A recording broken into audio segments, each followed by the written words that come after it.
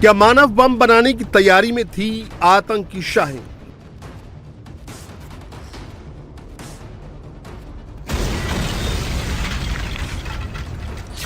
Delhi blast की international साजिश बेनकाब। दिल्ली धमाके का जैश और आईएसआईएस कनेक्शन।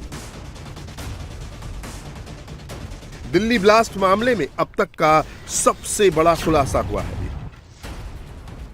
ये खुलासे गिरफ्तार आतंकियों के फोन से हुए हैं।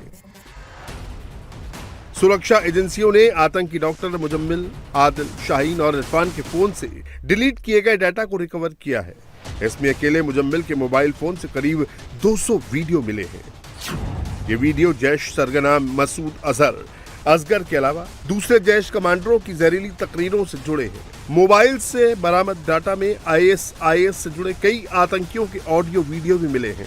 इनमें से करीब 80 वीडियो आतंकी ट्रेनिंग, बम बनाने और केमिकल रिएक्शन से जुड़े रिसर्च पर आधारित हैं। मुजम्मिल के फोन से दिल्ली, यूपी, मुंबई और कई राज्यों के धार्मिक स्थलों और भीड़भाड़ वाले मार्केट के भी वीडियो मिले हैं।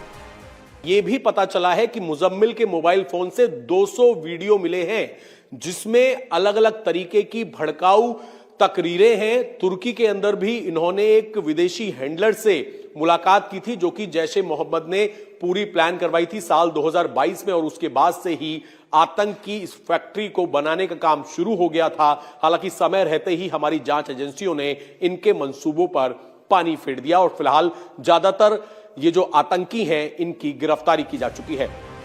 दिल्ली समेत देश को दहलाने की साजिश 3 साल पहले से ही शुरू हो गई थी। जब 2022 में मुजम्मिल और डॉक्टर उमर तुर्की में एक सीरियाई आईएसआईएस आतंकी कमांडर से मिले थे। ये मुलाकात जैश के कमांडर के इशारे पर हुई थी। वहीं दोनों ने बम बनाने की बात कही थी। इसी सीरियाई कमांडर ने बम बनाने में इनकी मदद की थी। करीब 20 दिनों तक आतंक के ये डॉक्टर तुर्की में रहे। वो अपने पाकिस्तानी मास्टरमाइंड उकाशा से मिलना चाहते थे। हालांकि वो मुजम्मिल और उमर से मिल नहीं पाया, लेकिन भारत लौटकर जैश ए मोहम्मद के बड़े प्लान को अंजाम देने को कहा। भारत आने के बाद उमर ने अल फलाह यूनिवर्सिटी ज्वाइन की और वहीं से एक आतंकी मॉड्यूल तैयार किया, जो पूरे भारत में हमले करने की तैयारी कर रहा था।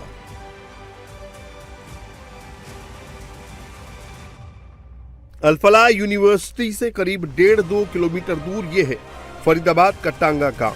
सुनसान इलाके में ये वही घर है जिसे मुजम्मिल ने अपने खतरनाक मंसूबे को अंजाम देने के लिए किराए पर लिया था। यहीं पर विस्फोटकों का जखीरा जमा किया गया था। मुजम्मिल की निशानदेही पर सुरक्षा एजेंसियों ने करीब 3000 किलो अमोनियम नाइट्रेट इसी घर से बरामद किया। इन्हीं कमरों में ये विस्फोटक 50 बोरियों में रखा हुआ था। जो 2500 किलो विस्फोटक बरामद हुआ, जिसमें अलग अलग तरीके के केमिकल थे, अमोनियम नाइट्रेट थी, और जिन केमिकल्स को लैब से छोटी छोटी मात्रा में ये सारे लोग मुजम्मिल, उमर, शाहीन निकाल कर आया करते थे। ये अपना सेफ हाउस बना रखा था। इस कमरे के अंदर की ही वो वीडियो आपने देखी। सबसे पहले जांच एजेंसी ने वीडियो बनाई तो यहां पर ये जो ओपन आंगन है, यहां पर कुछ अमोनियम नाइट्रेट और साथ ही केमिकल के कट्टे रखे हुए थे। ये जो पीछे आप देख रहे हैं, इस तरीके से रखने की एक जगह बनाई हुई थी। ईंटों के ऊपर यहां पर कट्टे रखे हुए थे और सबसे ज्यादा जो इन केमिकल्स की, विस्फोटक की मौजूदगी थी, वो इस कमरे में थी। अगर आप देखेंगे, ये कमरा, जिस कमरे की तस्वीरें हम आपको पहले भी दिखा चुके हैं, इस कमरे को जांच एजेंसी खोलती है और खोलने के बाद इस कमरे के अंदर फिलहाल यहां पर आप देखेंगे तो इस तरीके से भूसा मौजूद है। भूसे की एक परत जो है वो भी लगा रखी थी और यहां पर एक के ऊपर एक इस तरफ कट्टे रखे हुए थे अमोनियम नाइट्रेट के। इतनी हाइट तक, जहां तक मेरा हाथ है, यहां तक लाइन से कट्टे रखे हुए थे इस पूरे कमरे के अंदर। ये मकान गांव के बाहरी इलाके में है। विस्फोटकों का ये इतना बड़ा जखीरा था कि सुरक्षा एजेंसियों को उसे ले जाने के लिए ट्रक मंगाना पड़ा था। अमोनियम नाइट्रेट के साथ ही इसी घर से फर्टिलाइजर के भी कई कट्टे मिले हैं। विस्फोटक बनाने के लिए अमोनियम नाइट्रेट के साथ इन फर्टिलाइजर्स का भी इस्तेमाल होता था। इस तरीके के फर्टिलाइजर मिलाकर, अमोनियम नाइट्रेट फर्टिलाइजर मिलाकर विस्फोटक जो है तैयार किया जाता था, जिसमें कुछ यूरिया भी मिलाया जाता था। और इसी कमरे से मैं चाहूंगा मेरे सहयोगी राजीव वर्मा पूरे कमरे को एक बार आपको दिखा दें कि ये आतंक फैलाने के लिए जितना विस्फोटक इकट्ठा करना था वो मुजम्मिल ने इसी टागा गांव जो है, जो कि यूनिवर्सिटी से बहुत पास में पड़ता है, इसी कमरे के अंदर रखा हुआ था, जिसमें अमोनियम नाइट्रेट, अलग अलग तरीके के फर्टिलाइजर के अलावा यूरिया और ये सारा रॉ मटेरियल रखा हुआ था। असल में जैसा कि आप देखेंगे, जैसा कि ये कट्टा है रिचार्ज, ये एक फर्टिलाइजर है जिसका इस तरह का यहां पर कट्टा पड़ा हुआ है। इसी कमरे के अंदर जांच एजेंसियों ने ये वीडियो बनाई जिसमें देखा कि किस तरीके से इतना बड़ी मात्रा में विस्फोटक रखा हुआ था। दिल्ली ब्लास्ट मामले में एक और चौंकाने वाला खुलासा सामने आया है। आतंक की मैडम सर्जन डॉक्टर शाहीन मानव बम बनाने की तैयारी में थी। जांच एजेंसियों को डॉक्टर शाहीन के डिलीट हुए व्हाट्सएप चैट से अहम जानकारी मिली है। मानव बम के लिए शाहीन ने हिजबुल के आतंकियों से खास विस्फोटक मंगवाए थे। हालांकि अभी ऐसी कई विस्फोटक की रिकवरी नहीं हुई है। कोडवर्ड में मानव बम का नाम रखा गया था मुजाहिद जंगूजू। मानव बम के लिए शाहीन उन मुस्लिम महिलाओं की तलाश कर रही थी जो तलाकशुदा हो और अपने पति और बच्चों से दूर रहती हो। मानव बम के लिए शाहीन 14 से 18 साल की उन मुस्लिम लड़कियों की भी तलाश कर रही थी जिनका ब्रेन वॉश आराम से किया जा सके। मानव बम बनाने के लिए मुस्लिम लड़कियों की खोज करने का और ट्रेनिंग का पूरा जिम्मा शाहीन ने उठाया था। शाहीन कट्टरपंथी मुस्लिम लड़कियों को और मुस्लिम महिलाओं को सबसे पहले टारगेट पर रखे हुए थी। इस ऑपरेशन का नाम मिशन काफिर रखा गया था। दूसरी ओर आतंकी फैक्ट्री अल फलाह के करीब जिस किराए के घर में देश को दहलाने की साजिश रची जा रही थी, जहां विस्फोटकों का जखीरा छिपा कर रखा गया था, उससे साफ है कि इन आतंकियों का इरादा बेहद खतरनाक था। इस घर को सिर्फ और सिर्फ विस्फोटकों को रखने के लिए किराए पर लिया गया था। पूरा का पूरा एक घर जो है वो यहां पर किराए पर लिया हुआ था और इसे लेने के पीछे मकसद था। एक दूसरा कमरा है, ये आप देखेंगे दूसरा कमरा है।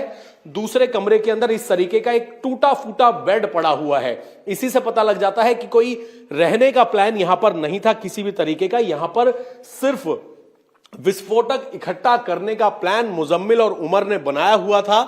और साथ ही इस पूरे घर के अंदर से दूसरा कमरा भी एक बार हम आपको फिर से दिखा देते हैं। इसी कमरे से जो विस्फोटक बरामद हुआ है वो एक स्टेप पीछे का विस्फोटक है।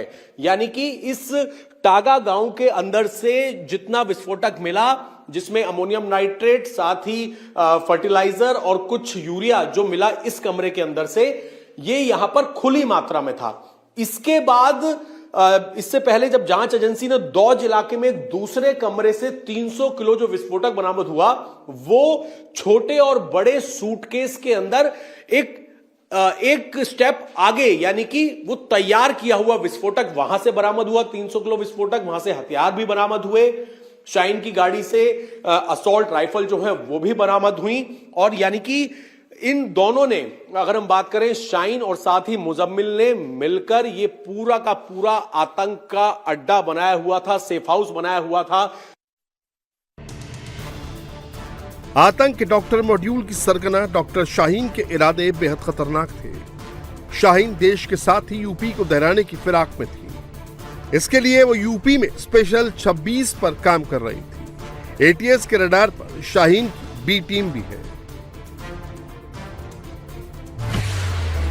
बी टीम में शाहीन को 5-5 लोगों की 5 टीम बनानी थी। एक टीम में 5-5 डॉक्टर्स को शामिल करना था।